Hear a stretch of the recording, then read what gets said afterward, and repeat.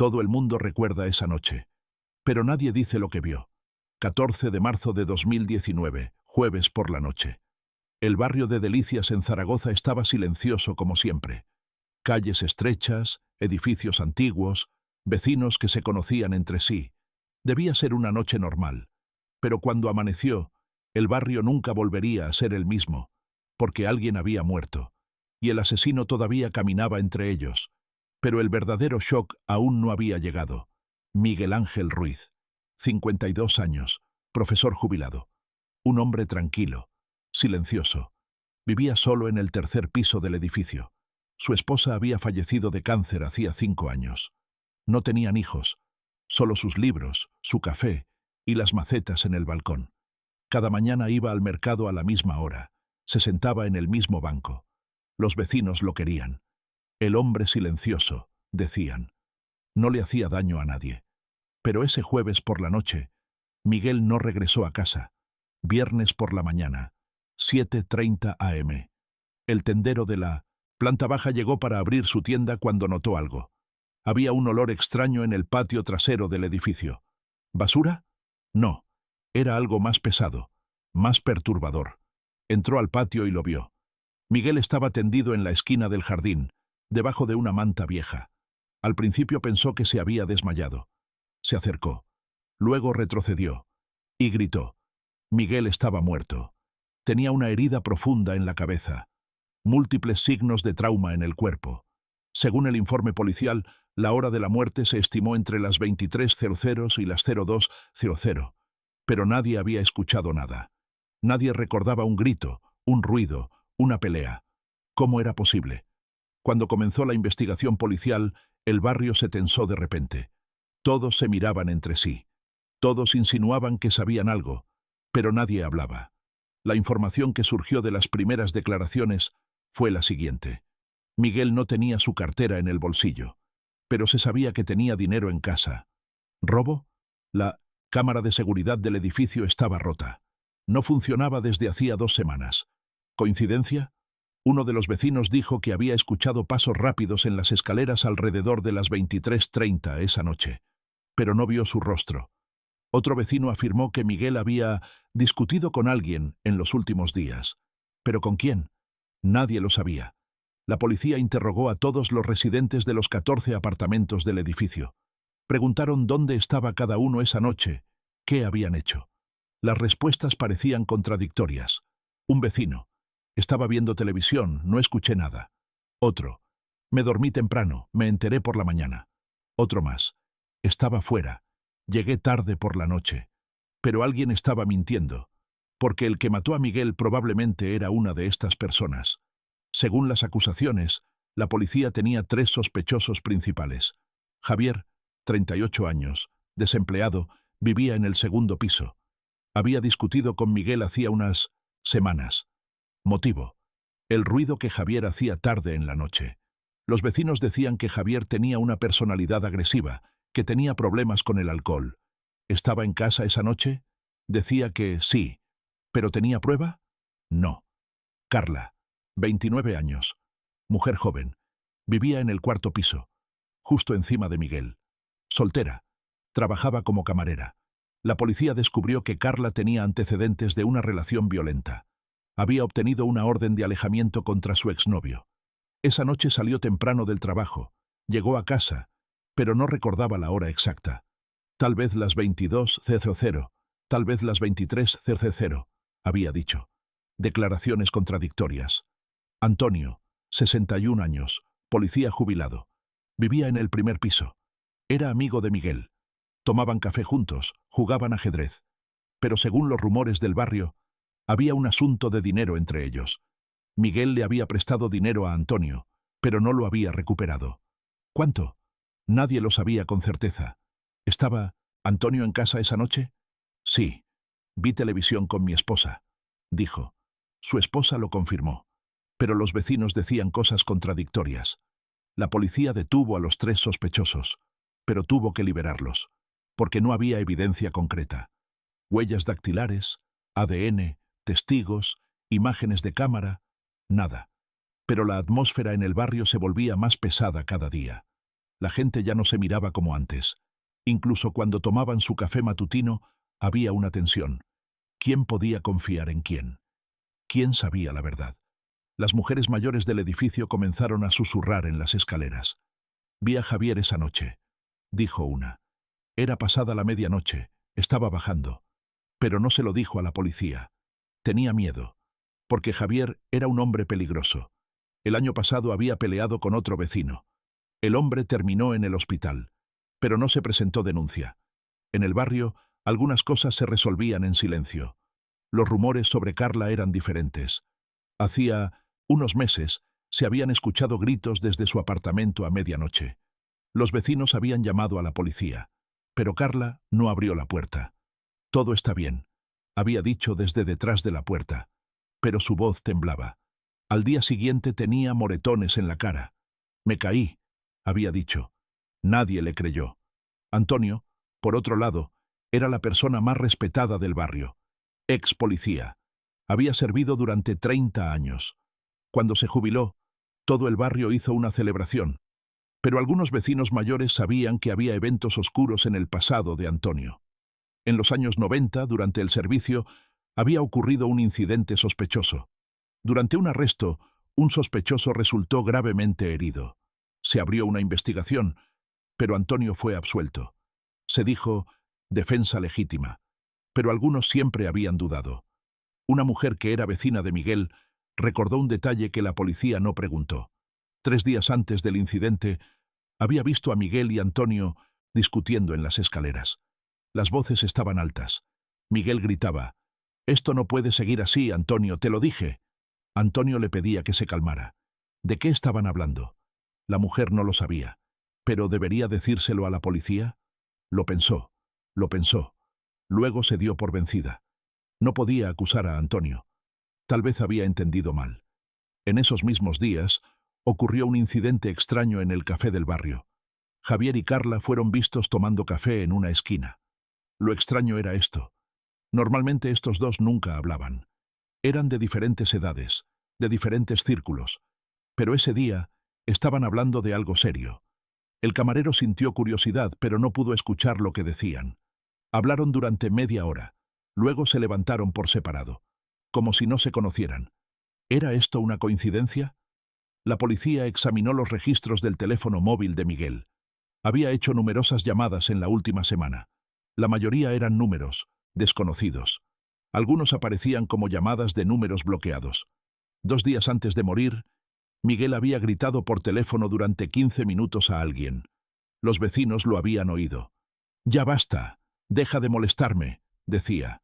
¿Pero quién lo llamaba? Los registros telefónicos habían sido borrados. Los expertos en tecnología intentaron recuperarlos, pero no tuvieron éxito. 2 semanas después, hubo un desarrollo inesperado. Un trabajador que limpiaba el sótano del edificio encontró una bolsa de deporte vieja. Dentro de la bolsa, una camisa manchada de sangre, un martillo y la cartera de Miguel. La policía actuó de inmediato. Se realizaron pruebas de ADN. La sangre en la camisa era de Miguel, pero las huellas en el martillo habían sido borradas. No se podía saber de quién eran. ¿De quién era la bolsa? Un hombre que vivía en el edificio reconoció el logo de la bolsa. «Este es el logo de un antiguo club deportivo», dijo. Cerró en los años 90. ¿Quién podría tener una bolsa tan vieja?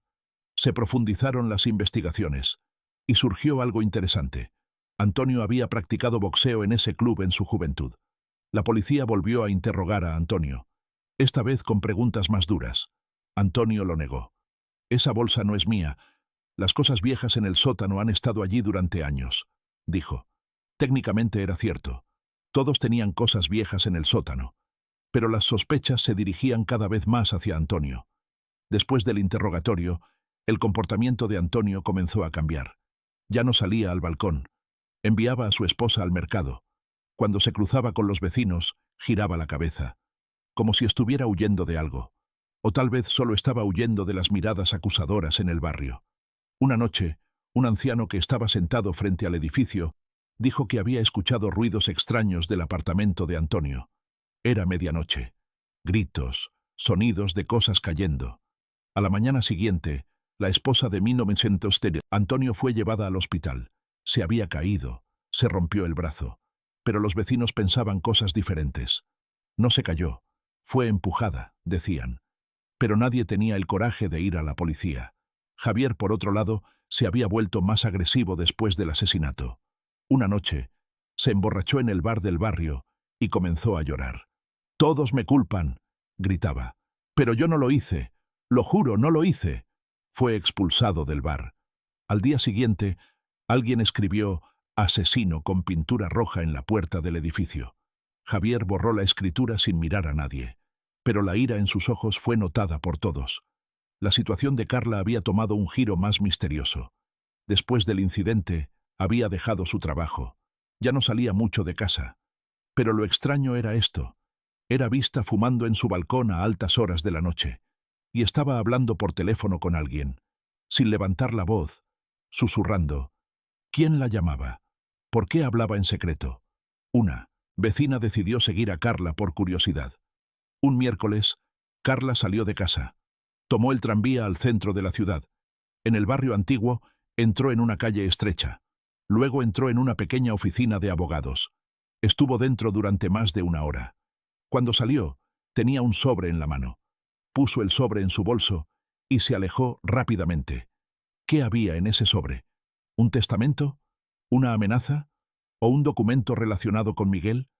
La policía encontró algo interesante durante el registro de la casa de Miguel. Miguel llevaba un diario. En la última página había una nota que escribió un día antes de su muerte. «Ya no puedo soportarlo. Debo decir la verdad. Mañana se lo contaré a todos. Ya no tengo miedo de las consecuencias». ¿Qué iba a contar Miguel? ¿Qué verdad sabía? ¿Y alguien que lo escuchó lo mató para silenciarlo? La policía inició una investigación más profunda en el barrio. Y surgió algo interesante. Hace 15 años había habido otro asesinato en el mismo edificio. En ese entonces, Miguel era un joven profesor. Antonio aún trabajaba en la fuerza policial. La víctima era una mujer de mediana edad que vivía en el segundo piso. El asesino nunca fue encontrado. El caso fue olvidado con el tiempo, archivado. Pero ahora algunos vecinos comenzaban a recordar. En ese asesinato también había habido un silencio extraño en el barrio. Como si todos supieran algo pero no hablaran. En ese momento, el hijo de la mujer había acusado a Antonio. «Lo vi esa noche, esperando frente a la puerta del apartamento de mi madre», había dicho. Pero Antonio tenía una coartada sólida. Estaba en la comisaría esa noche. O eso se decía. El hijo se había quedado en el barrio por un tiempo, luego había dejado la ciudad. «No hay justicia aquí», había dicho al irse, y nunca regresó. ¿Dónde estaba ese hijo ahora? ¿Y tal vez Miguel sabía la verdad sobre ese viejo asesinato? ¿Por eso fue silenciado? La policía reabrió el antiguo archivo, y notaron un detalle impactante. La persona que dirigió la investigación de ese asesinato fue Antonio. Había sido asignado para resolver el asesinato 2 pisos arriba de su propio apartamento. Pero el caso nunca se resolvió. ¿Era demasiada coincidencia? La residente más antigua del edificio, Dolores, de 80 años, ya no pudo quedarse en silencio. Fue a la policía, habló temblando. «Esa noche, hace 15 años, lo vi. Antonio estaba subiendo. Tenía guantes en las manos. Era medianoche, pero no pude decirlo por miedo. Él era policía, yo soy una anciana». La policía escuchó a Dolores. Pero habían pasado 15 años. ¿La memoria de una anciana contaría como evidencia en la corte? Aún así, continuaron investigando. Y un día, sucedió algo que nadie esperaba. Se encontró un sobre anónimo en el buzón del edificio. Dentro había una fotografía vieja. En la foto, Antonio, Miguel y la mujer muerta estaban sonriendo juntos. En la parte de sin atrás, una nota. Los 3 lo sabían. Ahora solo queda uno. ¿Qué significaba esto? ¿Quién lo había enviado? La policía examinó la fotografía. Fecha, 2003. Es decir, fue tomada un año antes de ese asesinato. Pero ¿cómo se conocían los 3? Miguel y la mujer eran vecinos. Tenía sentido. ¿Pero Antonio? En ese entonces ni siquiera vivía en ese edificio. Entonces se conocían de antes. Las investigaciones se profundizaron. Y se encontró una conexión. Los 3 venían del mismo barrio. En los años 80 eran amigos de la infancia. Habían crecido juntos, iban a la misma escuela. Luego la vida los había separado. Pero aparentemente, nunca habían perdido el contacto. La policía investigó los registros de ese periodo. En 1985, una joven había desaparecido en el barrio. Tenía 16 años. Su cuerpo nunca fue encontrado. El caso se cerró. La familia dejó la ciudad. En ese momento Antonio, Miguel y la mujer muerta, todos tenían 17, 18 años. Y los tres conocían a Mina Nosasmenta, la chica desaparecida. ¿Era coincidencia? ¿O estas tres personas habían estado guardando un secreto desde ese día? La policía analizó el sobre de donde vino la fotografía. No había huellas dactilares, pero había cámaras de seguridad en la oficina postal. Se examinaron las grabaciones. Aunque la persona que dejó el sobre fue filmada, su rostro no estaba claro. Alguien con capucha, chaqueta negra. Era bajo. Podría ser una mujer o un joven. ¿Era Carla? ¿Dónde estaba después de salir del trabajo ese día? ¿O era Javier? ¿Dónde estaba a esa hora? ¿O tal vez alguien completamente diferente? ¿La familia de la chica desaparecida? ¿O había regresado el hijo de la mujer que murió hace 15 años? En el barrio ya nadie confiaba en nadie. En cada esquina había una sospecha. En cada mirada una acusación. El edificio se había convertido en una prisión silenciosa. Todos sabían algo, pero nadie hablaba. Porque tal vez el que hablara sería la próxima víctima. Justo entonces, apareció un testigo inesperado. Un joven camarero que trabajaba en el café frente al edificio dijo que había visto algo esa noche.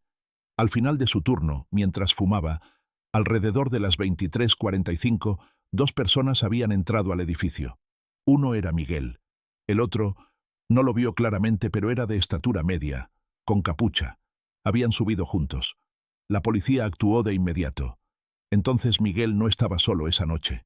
Había ido a casa con alguien. ¿Pero quién? No había imágenes de cámara, solo la declaración del testigo. El camarero miró las fotografías que le mostró la policía. ¿Javier? No. Alguien más delgado. ¿Carla?